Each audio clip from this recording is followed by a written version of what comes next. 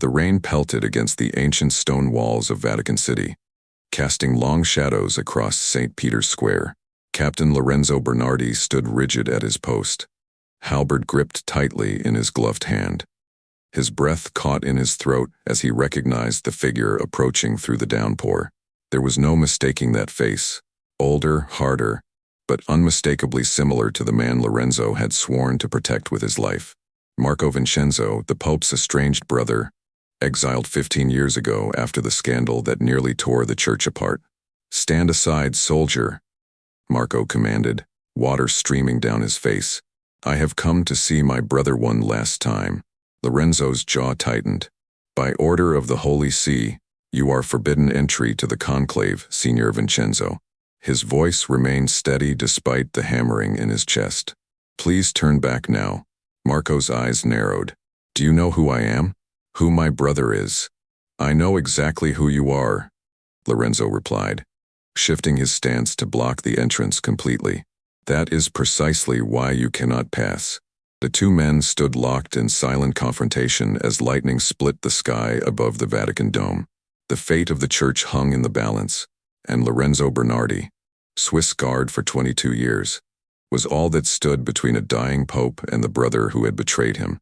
Before we continue, if you enjoy tales of loyalty, betrayal, and the hidden dramas within the Vatican walls, make sure to click that subscribe button.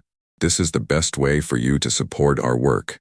Thank you very much, and let's continue. The confrontation at the Vatican gates was merely the beginning of a story 15 years in the making.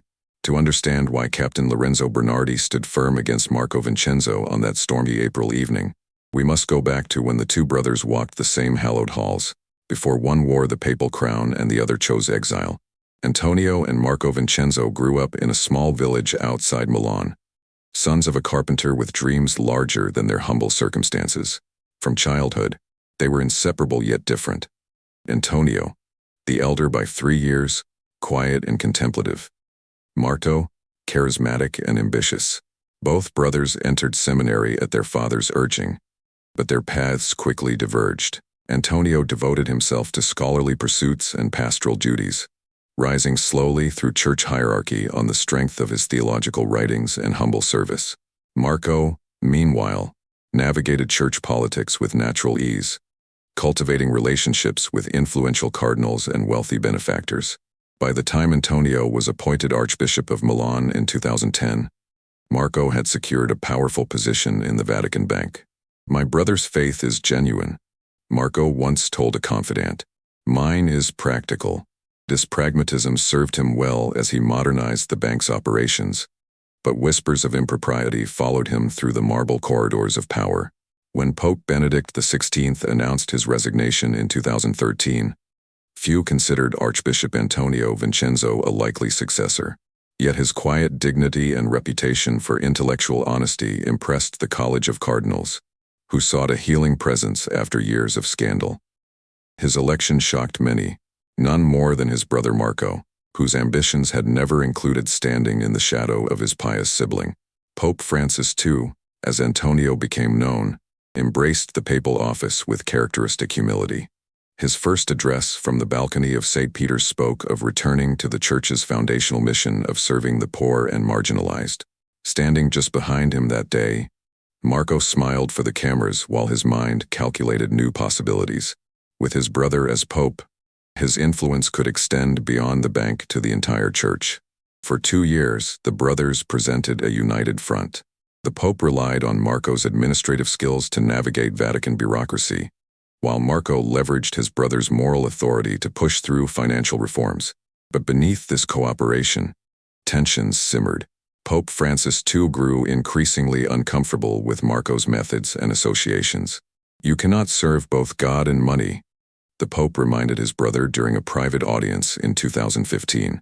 "The Church's mission is not profit." Marco dismissed these concerns. "Without money, there is no mission. I secure the foundations so you can build your cathedral of compassion." The rift between them widened as Pope Francis II pursued investigations into financial improprieties that predated his papacy, investigations that inevitably led to associates of Marco. When the Pope refused to intervene on behalf of a cardinal implicated in a money laundering scheme, Marco felt betrayed. Family stands together, he argued during a heated exchange in the papal apartments. Or have you forgotten where you come from? The Pope's response was gentle but firm. I have not forgotten, but I serve a higher Father now. The final break came in 2010, when Italian financial police raided several offices within Vatican City, following allegations of fraudulent property deals involving church funds. Documents recovered in the raid implicated Marco in a complex scheme that had diverted millions meant for charitable works into private accounts. More damaging still were records of Marco using the Pope's name and authority without his knowledge to secure deals with questionable partners. Pope Francis II faced an impossible choice: protect his brother or protect the church he had vowed to serve. After days of prayer and sleepless contemplation, he made his decision. No one is above accountability, he announced in a statement that shocked the Catholic world. Not even those closest to the chair of St. Peter. Marco was removed from his position and placed under Vatican investigation. But before ecclesiastical courts could convene, he fled Vatican City, taking with him sensitive documents and the names of powerful accomplices throughout Europe. From exile, he issued a single public statement. My brother has chosen his crown over his blood. May he find comfort in its cold weight. For 15 years, Marco Vincenzo lived in shadow, moving between luxury properties in Switzerland, Monaco, and the Cayman Islands. Occasionally, financial journalists or church watchers would report sightings or rumors of his involvement in various ventures. But he remained officially persona non grata within Vatican walls.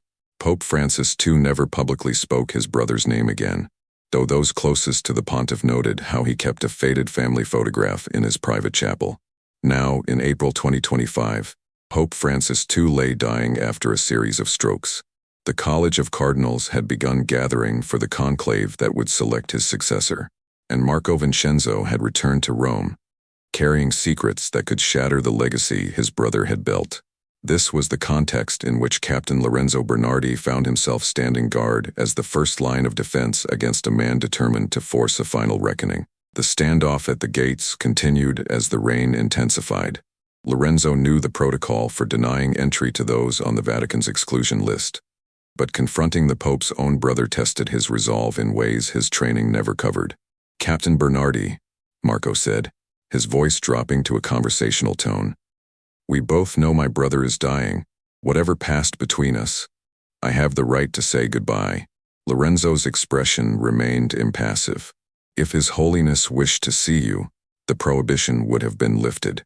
My orders stand. Orders? Marco lust bitterly.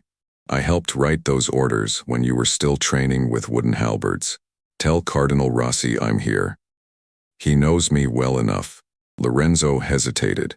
Cardinal Enrico Rossi, the powerful Camerlengo overseeing Vatican operations during this transition period, had indeed been close to Marco during his time at the bank. But protocol demanded Lorenzo refuse even this request. I cannot leave my post, and I cannot permit entry without proper authorization, Lorenzo stated firmly. Please respect the Holy Father's wishes in this matter. Marco's face darkened. You speak of his wishes? You know nothing of what my brother wants. His handlers have isolated him for years, filtering every word that reaches him. Do you think he even knows I've tried to reconcile? This struck closer to home than Marco could have realized. Lorenzo had personally intercepted 3 letters from Marco over the years, following instructions to divert all communications from the exiled brother directly to the Secretariat of State rather than the Pope. Had those letters contained attempts at reconciliation rather than threats or manipulation? Lorenzo had never questioned his role in maintaining the barrier between the brothers. If reconciliation was truly your aim, Lorenzo responded carefully, there were proper channels. All closed to me, Marco snapped, while you and your colorfully dressed soldiers play at medieval pageantry. Real power operates behind these walls. My brother made enemies by attempting to reform the church. Do you think those forces simply surrendered? They've been waiting, Captain, waiting for him to weaken, and now they circle like vultures as he lies dying. A flash of uncertainty crossed Lorenzo's face. During his years of service, He had witnessed enough Vatican politics to know Marco's claims weren't entirely without merit. Pope Francis II had indeed faced resistance to his reforms, particularly from conservative elements within the Curia who viewed his emphasis on poverty and environmental stewardship as dangerous departures from tradition. Marco pressed his advantage. "Let me see him, Captain, not just for my sake but for his. There are things he needs to know before the conclave, truths about those who seek to succeed him." Lorenzo's grip tightened on his halberd. "I cannot. Captain Bernardi." A new voice cut through the rain. Both men turned to see Cardinal Gabriel Ferri approaching under a black umbrella, his red cassock visible beneath his rain cloak. As the Pope's personal secretary and closest confidant for over a decade, Cardinal Ferri spoke with the full authority of the papal household. "Your Eminence," Lorenzo said, snapping to attention. Cardinal Ferri's gaze fixed on Marco with undisguised contempt. "Marco Vincenzo, your presence here is an affront to His Holiness and everything he stands for." Marco offered a mocking bow. "Cardinal, still claiming to speak for my brother while advancing your own agenda. The Holy Father's prohibition against your entry remains absolute," Ferri continued, ignoring the jab. "Especially now as we prepare for the conclave. Your timing suggests opportunism rather than fraternal concern." "My brother is dying," Marco said, dropping all pretense of diplomacy. "I have information vital to the future of the Church, information about Cardinal Rossi and others who seek to undo Antonio's work. Deny me if you wish, but the consequences will rest on your soul." Cardinal Ferri's expression remained impassive, though Lorenzo noticed a momentary tightening around his eyes at the mention of Cardinal Rossi. "Your threats are as empty as your claims of concern. Captain Bernardi will escort you from Vatican territory immediately. If you resist or return, you will be detained and transferred to Italian authorities. There are still outstanding warrants for your arrest, as I'm sure you're aware." Lorenzo moved forward, prepared to physically remove Marco if necessary. After 15 years in exile, Marco Vincenzo still carried himself with the confidence of a man accustomed to power, but he was 58 now, his physical prime well behind him. Against a trained Swiss guard, he stood no chance. Marco raised his hands in mock surrender. "No need for force, Captain. I'm leaving." He backed away slowly, then paused. "Tell my brother this, if nothing else. Judas sits at the table again. He knows what it means." With that cryptic message, Marco turned and walked away into the rain, his expensive shoes splashing through puddles on the ancient cobblestones. Lorenzo watched until he disappeared around the corner toward St. Peter's Square. "Should we follow him, Your Eminence?" Lorenzo asked. Cardinal Ferri closed his umbrella, though the rain continued to fall. Let him go. Increase security around the Apostolic Palace and alert the commander of the guard. I want additional men positioned at all entrances to the Sistine Chapel before the conclave begins tomorrow." "And his message for the Holy Father?" Lorenzo asked hesitantly. Cardinal Ferri's expression hardened. "The Pope is not to be disturbed with such matters. His condition is too fragile for upsetting news." He placed a hand on Lorenzo's shoulder. "You did well, Captain. Your loyalty honors the centuries of service the Swiss Guard has provided to the Holy See." As Cardinal Ferri departed, Lorenzo remained at his post, the encounter leaving him deeply unsettled. Throughout his career, he had navigated the complex intersection of spiritual authority and worldly power that defined Vatican life. Usually, his duty was clear: protect the Pope, follow orders, maintain tradition. But Marco's warnings and Cardinal Ferri's reaction had planted seeds of doubt. What if Marco was telling the truth? What if forces within the Vatican were indeed manipulating the succession? And what did Judas sits at the table again mean? Lorenzo's shift ended at midnight. Rather than returning to the Swiss Guard barracks, he found himself drawn to the small chapel near the Apostolic Palace where guardsmen sometimes prayed before going on duty. The chapel was empty at this late hour, its single row of wooden pews illuminated only by the flickering light of votive candles. Lorenzo knelt, made the sign of the cross, and tried to pray for guidance. His thoughts kept returning to the Pope, whose gentle leadership had inspired Lorenzo's own deepening faith over the years. Pope Francis II had always emphasized conscience over blind obedience, mercy over rigid adherence to rules. What would he want in this situation? As Lorenzo wrestled with his doubts, the chapel door opened behind him. He turned to see Sister Agnes, an elderly German nun who had served as the Pope's nurse throughout his illness. "Captain Bernardi," she said, recognizing him in the dim light. "You're here late." Lorenzo stood. "Sister Agnes." "Yes, I was just seeking clarity." The nun nodded knowingly. "These are confusing times." His Holiness sensed the gathering storm even before his health failed. She moved to light a candle, her aged hand steady as she touched flame to wick. He speaks less now, but his mind remains clear in moments of lucidity. Lorenzo hesitated and asked, "Has he mentioned his brother recently?" Sister Agnes gave him a sharp look. "Why do you ask?" "Marco Vincenzo attempted to enter the Vatican today," Lorenzo admitted. "I turned him away, but he claimed to have important information regarding the conclave. He left a message." Judas sits at the table again. The color drained from Sister Agnes's face. "You told Cardinal Ferry this?" "Yes. He instructed me not to disturb the Holy Father with it." Sister Agnes crossed herself.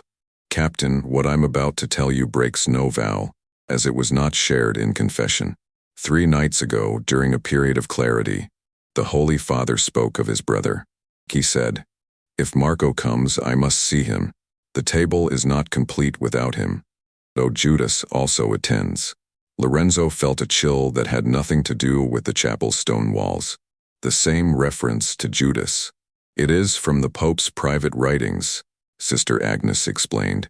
"A meditation on betrayal and forgiveness he composed after his brother's exile. He likens the church to the Last Supper, Christ knowing Judas will betray him yet breaking bread with him nonetheless." She looked directly at Lorenzo. "His Holiness has long believed reconciliation with his brother necessary before he meets God. But Cardinal Ferry explicitly ordered—" "Cardinal Ferry," Sister Agnes interrupted with uncharacteristic sharpness, "has his own vision for the Church's future, one that would undo much of what Pope Francis II has built, as does Cardinal Rossi, though they represent opposing factions." Lorenzo's world tilted on its axis.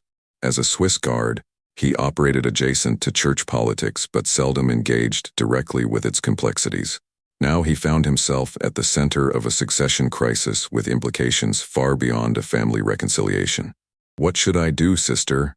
he asked, the question directed as much to God as to the elderly nun. Sister Agnes touched his arm gently. "Captain, I am but a simple nurse. I cannot tell a Swiss Guard his duty. But I know this: His Holiness has been asking for his brother. Not consistently. His condition waxes and wanes, but the desire for reconciliation burns bright during his lucid moments." She paused. "Tomorrow, I am scheduled to be with the Holy Father from 6 to noon. The papal apartments will be guarded, but not by the usual detail. Many will be reassigned to conclave security." With that cryptic information, she nodded farewell and left the chapel. Lorenzo remained, understanding the choice that had been placed before him. To follow his orders meant potentially denying a dying man's wish to reconcile with his brother. To facilitate such a meeting meant risking his position, his reputation, and possibly the integrity of the conclave itself. The rain had stopped by morning, leaving Vatican City washed clean beneath a pale blue sky. The College of Cardinals would enter conclave that evening, sequestered in the Sistine Chapel until they elected a new pope. Pope Francis II, according to official statements, had slipped into a coma, his condition grave but stable. Lorenzo reported for duty at 5:30 a.m., assigned to guard duty at the Apostolic Palace rather than the Sistine Chapel preparations, exactly as Sister Agnes had intimated. His partner for the morning shift was Corporal Dieter Schmidt, a young Swiss Guard in his 2nd year of service who regarded Lorenzo with obvious admiration. "An honor to serve with you today, Captain," Schmidt said as they took up their positions in the corridor leading to the papal apartments. Lorenzo acknowledged the greeting with a nod, his mind elsewhere. He had made his decision during a sleepless night, though the path forward remained unclear. He needed to contact Marco Vincenzo. But how? The exiled financier would hardly be staying at a registered hotel under his own name. The answer came unexpectedly at 7:15 a.m. when Cardinal Ferry emerged from the papal apartments looking troubled. "Captain, a situation has developed," he said briskly. "Marco Vincenzo has sent a package to the Holy See press office containing documents he threatens to release to international media if not granted an audience with his brother today. The package is being examined now, but preliminary assessment suggests the documents contain damaging information about several cardinals participating in the conclave." Lorenzo maintained his professional demeanor. "What are my orders, Your Eminence?" "The Secretary of State has authorized a meeting with Marco, not with the Holy Father, who remains unconscious, but with representatives who can negotiate terms for the return of all copies of these documents." Cardinal Ferry's distaste was evident. "Marco has agreed to come to the Bronze Door at 9 a.m. You will escort him to the small conference room in the Apostolic Palace. Under no circumstances is he to approach the papal apartments. Is that clear, Captain?" "Perfectly clear, Your Eminence." As Cardinal Ferry strode away, Lorenzo processed this unexpected development. Marco had found leverage through the very information he claimed was vital to the conclave's integrity. But was his true goal blackmail or reconciliation with his dying brother? At precisely 9 a.m., Marco Vincenzo appeared at the Bronze Door, dressed impeccably in a tailored black suit. He showed no surprise at seeing Lorenzo waiting to escort him. "Captain Bernardi," he greeted with a thin smile. "We meet again under slightly different circumstances." Lorenzo maintained his professional distance. "I am to escort you to a meeting with representatives of the Secretary of State. Please follow me." As they walked through the marble corridors of the Apostolic Palace, Marco spoke quietly. "They won't negotiate in good faith, you know. Don't promise anything. Sign whatever agreement I put before them, then invalidate it the moment the conclave doors close." Lorenzo gave no indication he had heard, though every word registered clearly. "My brother is dying without making peace with his only living family," Marco continued. "Do you think that's what he wants? Or is it what they want? Those who've isolated him, controlled access to him, filtered his communications for years." They reached the designated conference room, where Cardinal Rossi waited alongside two legal representatives from the Secretariat of State. Cardinal Ferry was noticeably absent. "Wait outside, Captain," Cardinal Rossi instructed. "This won't take long." Lorenzo took his position outside the closed door, his mind racing through possibilities. Sister Agnes had indicated the Pope would be alone with her until noon. The morning shift change for the Swiss Guard would occur at 10 a.m., creating a brief window of reduced vigilance. If Marco could be separated from his Vatican escorts during that window. The meeting lasted 47 minutes. When the door opened, Cardinal Rossi emerged looking satisfied. "Marco Vincenzo has agreed to surrender all copies of the documents in exchange for certain financial considerations," he informed Lorenzo. "He will be escorted to retrieve the master copy from his hotel safe, then return here to complete the transaction. You and Corporal Schmidt will accompany him." The Cardinal's casual revelation of Marco's location solved one problem. Lorenzo maintained his professional demeanor as he escorted Marco back toward the Bronze Door, Corporal Schmidt following behind them. As they passed a small courtyard, Lorenzo spotted Sister Agnes crossing toward the papal apartments, exactly on schedule. She made the smallest gesture, a slight nod that could have been mistaken for a reflexive acknowledgement of the Swiss Guard. Lorenzo made his decision. "Corporal Schmidt," he said suddenly, "return to Cardinal Rossi and inform him that Marco Vincenzo has requested his lawyer be present for the retrieval of documents. Ask whether this is acceptable." "But Captain," the young guard began. "Shouldn't we?" "That's an order, Corporal," Lorenzo said firmly. "Cardinal Rossi should be informed immediately. We will wait here." Looking confused but obedient, Schmidt hurried back toward the conference room. The moment he disappeared around the corner, Lorenzo turned to Marco. "Your brother has been asking for you," he said quietly. "I can take you to him now, but we have perhaps 20 minutes before your absence is discovered. Whatever needs to be said between you must be said quickly." Marco's expression transformed from surprise to understanding. Why would you risk your position for this? I serve the Holy Father, not those who claim to speak for him. Lorenzo answered simply. This way, quickly. Lorenzo led Marco through a service corridor used by household staff, bypassing the main approach to the papal apartments where guards would be stationed. They emerged near a small side entrance usually reserved for medical personnel. Sister Agnes is with him now, Lorenzo explained, unlocking the door with his security key. She indicated his condition allows for periods of lucidity, but they're unpredictable. He may not recognize you. Marco nodded, a vulnerability appearing in his expression that had not been present during their confrontation in the rain. I understand. The papal apartments were silent as they entered, the hushed atmosphere of sickness hanging heavy in the air. Sister Agnes appeared from an inner room, showing no surprise at their arrival. His Holiness is awake, she said quietly. He was praying when I left him. Captain, I suggest you return to your post to minimize suspicion. I will ensure Signor Vincenzo finds his way out through the service entrance when it's time. Lorenzo hesitated, his sense of duty conflicting with the unprecedented liberty he had already taken. Go, Marco said. You've done more than enough. Whatever happens now is between my brother and me. With a nod of acknowledgement, Lorenzo departed, retracing his steps through the service corridor. He had just resumed his position near the courtyard when Corporal Schmidt returned. Cardinal Rossi says no lawyers, the young guard reported. He was quite insistent about. Schmidt looked around in confusion. Where is Signor Vincenzo? Lorenzo projected calm authority. He requested a moment of privacy in the restroom. Given his cooperation, I saw no reason to deny such a basic courtesy. He glanced at his watch.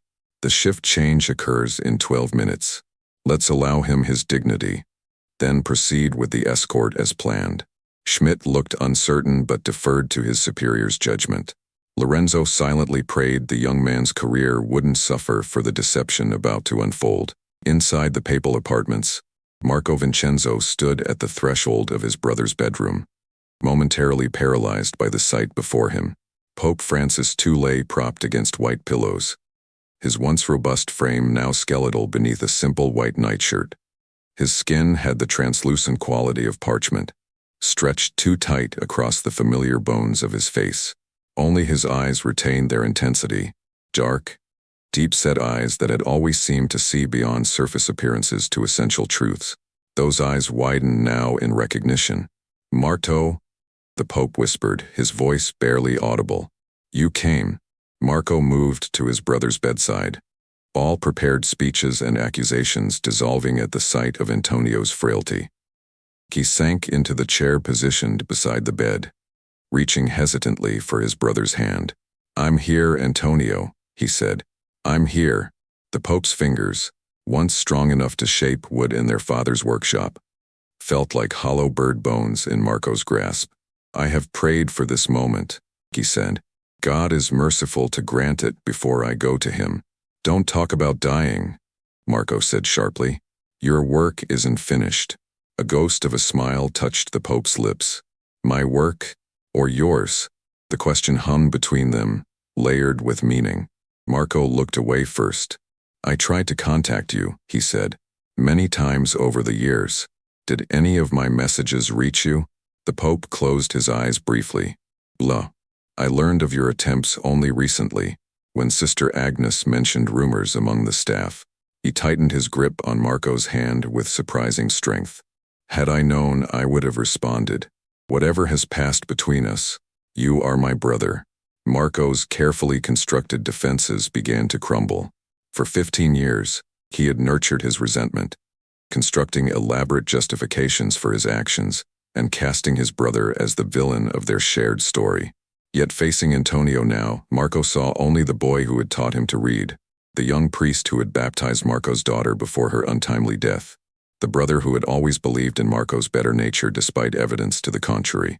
I did terrible things, Marco admitted, the words wrenched from some long-sealed chamber of his heart.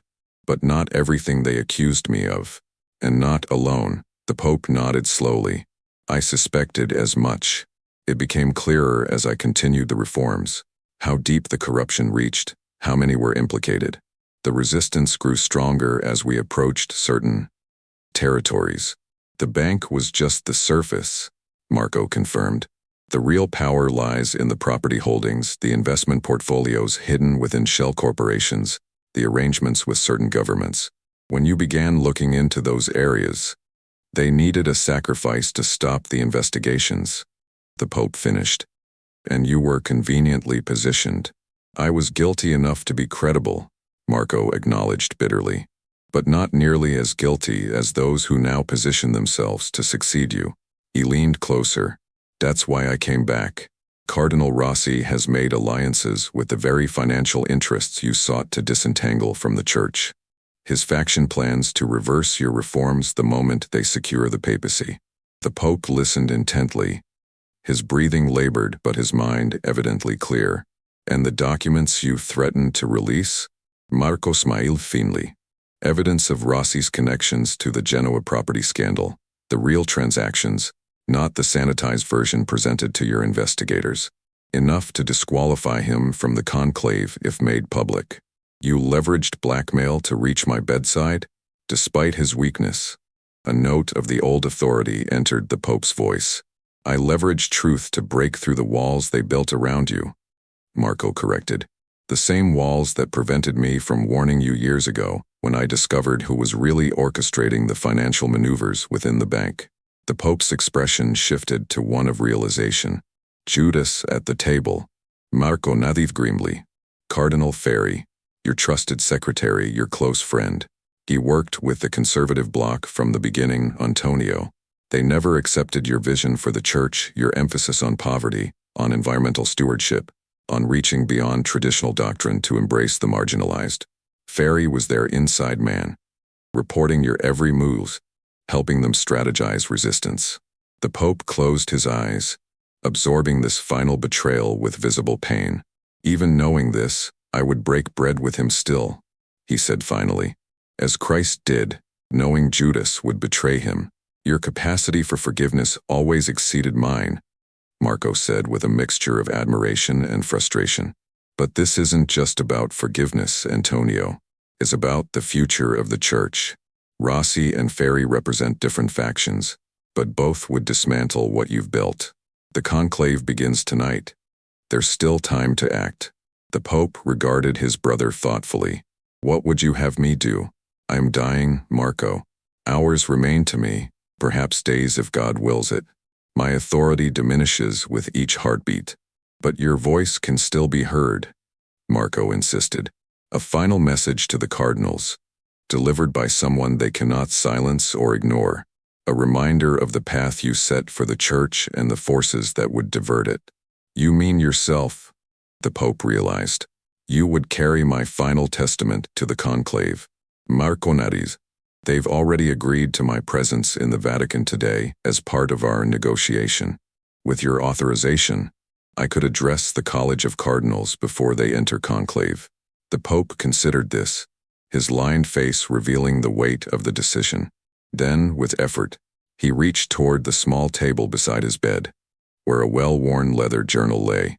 My personal reflections, he explained, including my hopes for the Church's future and my thoughts on reconciliation with you. Marco took the journal with reverence, understanding its significance. I'll make sure they hear your true voice, Antonio. The Pope placed his hand on Marco's head in a gesture of blessing. Not just my voice, brother. Ours, the sons of a carpenter from Milan who both, in our own ways, sought to build something lasting. His eyes grew distant. I should have listened to you more, even when we disagreed. Pride separated us as much as your actions. Marco bowed his head, unexpected tears threatening. We were always too similar to recognize it. Stubborn, convinced of our own righteousness. God forgives both pride and stubbornness, the Pope said gently. Can we do less for each other? In that moment of mutual recognition and forgiveness, an alarm suddenly blared throughout the apostolic palace. The security protocol for an unauthorized presence near the papal apartments. Sister Agnes rushed into the room. They know, she said urgently. Cardinal Ferry deployed the Swiss Guard to search for you, Marco, and Captain Bernardi has been detained for questioning. Marco stood, clutching the journal. I have to go. Reach the cardinals before they can stop me. The Pope gripped his arm with unexpected strength. Not alone, he said. Help me up. Antonio, you can't. I am still Pope, he said with quiet authority. If these are to be my final acts as Holy Father, let them be in service of truth and reconciliation. He looked to Sister Agnes. My robes, sister. Not the formal vestments. The simple cassock will do. The next 20 minutes unfolded in a blur of activity and tension. With Sister Agnes's help, Pope Francis too dressed in the white cassock of his office, his frailty partially masked by the dignity of his bearing. Marco supported his brother as they made their way slowly through the service corridors of the Apostolic Palace, guided by Sister Agnes's knowledge of routes typically used only by household staff. The cardinals will be gathering in the Pauline Chapel for final prayers before processing to the Sistine Chapel, Sister Agnes explained. We can reach it through the private passage from the Sala Regia. Their progress was painfully slow. The Pope's breathing labored with each step. Twice they stopped to rest, hiding in antechambers as Swiss Guard patrols passed nearby. Marco found himself praying, genuinely praying, for the first time in 15 years, asking not for escape but for his brother's strength to hold until their task was complete. Meanwhile, in a security office near the bronze door, Captain Lorenzo Bernardi faced his commander and Cardinal Ferry. Your actions constitute the gravest breach of trust, the commander said severely, facilitating unauthorized access to the Holy Father. The Holy Father asked to see his brother, Lorenzo interrupted, standing at rigid attention. Sister Agnes confirmed this. I acted in accordance with the Pope's wishes. Sister Agnes is not in the chain of command, Cardinal Ferry snapped, and the Pope's condition renders him incapable of making such decisions. You've allowed a criminal, a man who stole from the Church, access to sensitive areas during the most vulnerable transition of leadership. Lorenzo met the Cardinal's gaze directly. With respect, Your Eminence, I've served 3 popes faithfully for 22 years. My loyalty is to the office of the Holy Father, not to political factions within the Curia. Cardinal Ferry's face darkened. You overstep yourself, Captain. The Swiss Guard does not determine church policy or papal security protocols. Your career is over, and criminal charges may follow. Before the confrontation could escalate further, the security alarm system suddenly displayed movement in the corridor connecting the Apostolic Palace to the Pauline Chapel. It's them, Cardinal Ferry realized. Marco is taking something from the papal apartments. He turned to the commander. Deploy all available guards to the Pauline Chapel immediately. Marco Vincenzo must be apprehended before he can disrupt the conclave preparations. As the commander rushed to issue orders, Cardinal Ferry fixed Lorenzo with a cold stare. You will answer for this betrayal, Captain. The Church has stood for 2,000 years because order and obedience prevail over individual conscience. Lorenzo remained silent, accepting whatever consequences would come. His duty, his true duty, was fulfilled. In the ornate Pauline Chapel, nearly 100 cardinals from around the world had gathered for their final prayers before conclave. Resplendent in red cassocks that symbolized their willingness to shed blood for the Church, they sat in silent contemplation or whispered quietly with close colleagues. The atmosphere was solemn yet charged with the awareness that among them sat the next successor to St. Peter. Cardinal Rossi, as Camerlengo, had taken a position of prominence near the altar. His faction, primarily European and North American conservatives who had chafed under Pope Francis II's progressive reforms, cluster,